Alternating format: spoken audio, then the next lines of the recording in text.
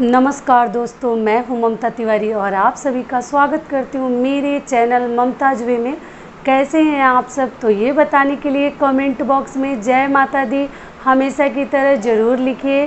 तो चलिए, आज का हमारा वीडियो है उन पत्नियों के लिए, उन महिलाओं के लिए, उन धर्म पत्नियों के लिए जो अगर आप चाहते हैं कि आपके पति कभी कर्ज तले न डूबे, तो मैं आपके साथ 5 टिप्स, 5 नियम बताऊंगी जो एक लक्ष्मी पात्र औरत की सबसे बड़ी निशानी होती है। तो आप बने रहिए मेरे साथ मेरे चैनल पर। अगर आपको मेरा वीडियो पसंद आता है तो प्लीज़ आप मेरे चैनल को सब्सक्राइब कर दीजिएगा, बेल आइकन को प्रेस कर दीजिएगा, जिससे मेरे वीडियोज़ के नए नोटिफिकेशन आप लोगों के पास सबसे पहले पहुँचे। तो चलिए शुरू करते हैं। सबसे पहला नियम है कि देखिए, किसी घर को चलाना हमेशा एक पत्नी का कर्तव्य है। वो किस तरीके से अपने घर को चला रही है, किस रीति रिवाज से ले जा रही है, कौन से नियम धर्म अपना रही है, वो टोटल पत्नी पे ही निर्भर करता है। पति तो बस कमाना जानते हैं, खर्च तो करना है पत्नी को अपने हिसाब से। किस रिश्तेदार को क्या देना है, क्या नहीं देना है, कैसे करना है, नहीं करना है, सब कुछ तो पत्नियां ही संभालती हैं। घर की एक एक छोटी चीज़ें उनको मालूम रहती हैं, जो कि पति को नहीं मालूम रहती है। कौन सी चीज़ कहाँ है, कहाँ रखा हुआ है, कितने सालों का भी वो रखा हो, पत्नी ही सब जानती है।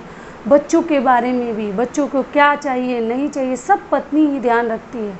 तो सबसे पहली बात है कि देखिए, कोई भी चीज़ खरीदना है हमें क्या करके, धनी बन के, और उसको खर्च करना है हमें गरीब बन के।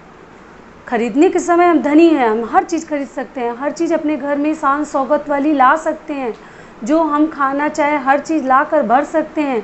लेकिन उसको खर्च करना है गरीब बन के। खरीद के लाइए धनी बन के, आपसे बड़ा कोई है ही नहीं, लेकिन खर्च करिए गरीब बनकर। तो इसलिए जैसे मान लीजिए आपने कुछ खरीद लिया तो उसको धीरे धीरे से खर्च करिए। ये ना कि बहुत सारा बना लिए, थोड़ा बहुत जो खाया सो खाया और थाली में सब लोग ऐसे छोड़ दिए, कुछ फेंक दिए, कुछ ऐसे ही मतलब वेस्ट कर दिए। उस तरीके से हमें नहीं करना है। थोड़े थोड़े उस चीज़ को हमें चलाते हुए महीना तक ले जाना है।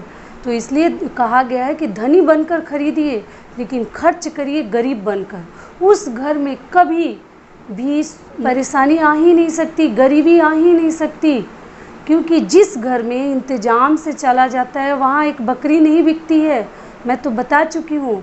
और जिस घर में इंतज़ाम नहीं है, कहीं कोई कुछ भी खा रहा है, कहीं कोई कुछ खर्च कर रहा है, कहीं कोई कहीं कुछ बर्बाद कर रहा है, एक मत नहीं है, उस घर में बड़ा सा हाथी भी बिक जाता है, बिल्कुल देर नहीं लगती बिकते।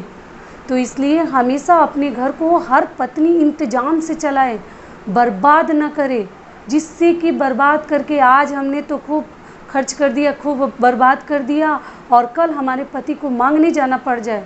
वैसा खाने का क्या फ़ायदा, वैसा ड्रेस पहनने का क्या फ़ायदा कि हम कर्ज मांगने लगे। तो ये हो गया हमारा पहला नियम कि इन सभी बातों का आप पूरा अच्छे से, इन सभी बातों का बहुत अच्छे से ध्यान रखिए, केयर करके चलिए। तो ये हो गया हमारा पहला नियम। दूसरा नियम क्या है कि देखिए, कभी भी आदमी को ऐसा होना चाहिए, औरत जाति को या किसी को भी, पुरुष के लिए भी है, कि ज़्यादा में उतराए ना। कह रहे हमारे पास तो बहुत है, हम तो घमंड से दौड़ रहे हैं, कूद रहे हैं, नाच रहे हैं, और कम में घबराए ना। यही सबसे बड़ा निशानी है। एक जो बोलते हैं ना, सर्वगुण संपन्न जो आदमी होता है, जो महिला होती है, जो औरत होती है, उसकी सबसे बड़ी निशानी होती है कि ज़्यादा में उतराना नहीं चाहिए। क्या रहे हमारे पास तो बहुत है, हम तो किसी को पहचान ही नहीं रहे हैं, और कम में घबराए ना। जैसी स्थिति आए वैसी स्थिति का हमें डट कर सामना करना है, और हम चला लेंगे। हम 10,000 में घर चलाना जानते हैं तो हम 2,000 में भी चलाना जानते हैं। ऐसा नहीं है कि हम तो 10,000 में चलाते हैं, हमसे तो 2,000 में चलेगा ही नहीं। तो वैसे नारी का क्या फ़ायदा जो ज़्यादा में उतरा जाए और कम में घबरा जाए। नारी वही सबसे सर्वगुण संपन्न होती है कि हर चीज़ जैसी स्थिति हो वैसी स्थिति में अपने आप को ढाल ले, एडजस्ट हो जाए। तो वही नारी सबसे सर्वगुण संपन्न है। ऐसा नहीं है कि आज हमारे घर में कमी हो गया तो हमारे बच्चे भूखे सो रहे हैं, कोई ना कोई तरीका करके हम अपने बच्चों का पेट पाल लेंगे, हम उनको खिला लेंगे, उनको भूखा नहीं रहने देंगे। वही नारी सबसे श्रेष्ठ है और सभी गुणों से सुसज्जित है। तो ऐसी नारियों की पूजा होती है, क्यों न पति मानेंगे। जब आप हर चीज़ तरीके से घर के रख रखाव को रखिएगा, हर चीज़ में ध्यान देकर चलिएगा, तो कैसे पति आपको नहीं प्यार करेंगे। तो ये हो गया हमारा दूसरा नियम। तीसरा नियम हमारा क्या है कि देखिए, अगर घर में सुख समृद्धि और शांति चाहते हैं कि हमारा घर कभी हमारे घर में कमी ना आए, परेशानियां ना आए, रोग कष्ट ना आए, तो थाली में हाथ धोना छोड़ दीजिए। कभी थाली में हाथ मत धोइए। बहुत लोगों की आदत होती है कि बैठे बैठे टेबल पे बेड पे खाना खाते हैं और थाली में ही थोड़ा सा हाथ धो लेते हैं। तो ये सबसे बड़ा दरिद्रता का निशानी है। थाली में आपको कभी हाथ नहीं धोनी चाहिए। थाली में हाथ धोना आज से ही बंद कर दीजिए। तो ये हो गया हमारा तीसरा नियम। चौथा नियम हमारा क्या है कि अपने घर में हमेशा आप एक तुलसी जी का पौधा लगा कर रखिए, हमेशा।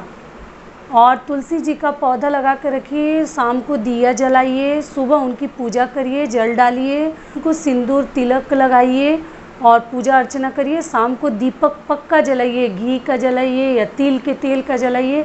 जो नारी जिसको लक्ष्मी का स्वरूप माना जाता है, जिस घर में उस तरीके से लक्ष्मी नारी रहती है, जहाँ तुलसी की पूजा हो रही है, दिया जलाया जा रहा है, उस घर में तो कमी और परेशानी बिल्कुल नहीं आ सकती। किसी तरह का कष्ट आपके ऊपर आक्रमण कर ही नहीं सकता। तो ये हो गया हमारा चौथा नियम। पांचवा नियम क्या है कि आपको ज़्यादा घर द्वार में पानी मत गिराइए।